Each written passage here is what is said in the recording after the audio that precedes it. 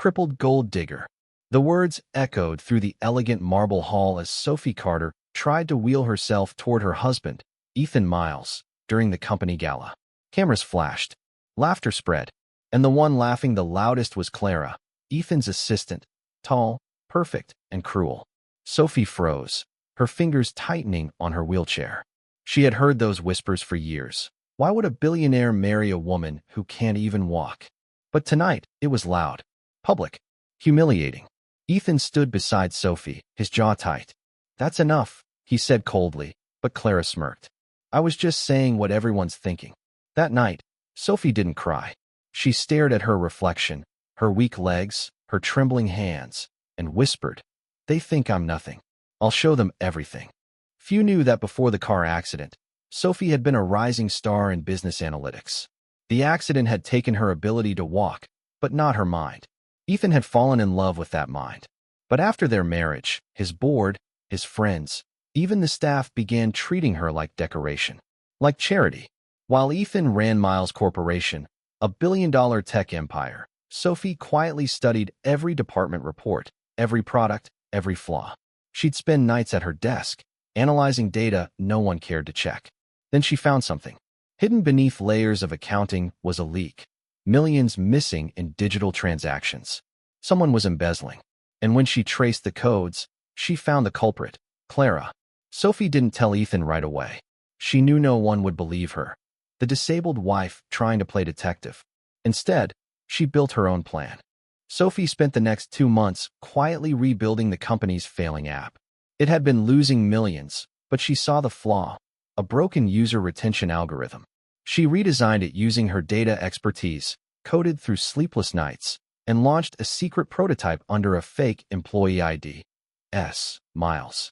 The new version went viral within a week. Profits doubled.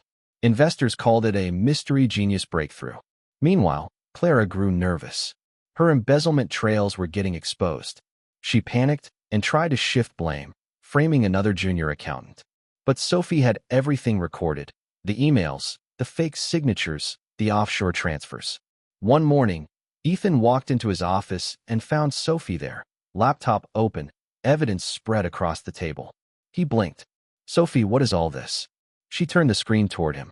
"Proof that the woman everyone laughs at saved your company, and the one you trust most has been stealing from you." The next board meeting was supposed to be routine. But when Clara walked in, confident in her red suit, she froze. Sophie sat at the head of the table beside Ethan. "Mrs. Miles will be presenting today," Ethan announced. Clara's smile faltered. "Her." Sophie's voice was calm. "Yes, the woman you mocked." She pressed a button, and the screen behind her lit up, showing transaction trails, Clara's forged documents, and video proof of her signing fraudulent transfers. The board gasped. Clara's face turned white. "This is fake. She's lying." Sophie leaned forward. "Check the server logs. Every signature came from your IP address. Every dollar you stole was recorded. You underestimated me, because I'm in a wheelchair. But I don't need legs to stand taller than you." Security escorted Clara out as reporters swarmed the building. That evening, Sophie's name trended everywhere. The disabled CEO's wife, who outsmarted everyone. But Sophie wasn't done.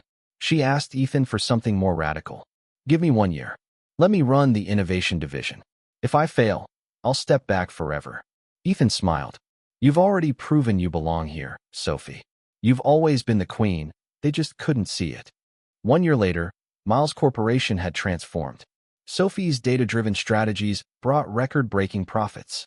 Her app innovations changed industries. Her name became synonymous with resilience and brilliance.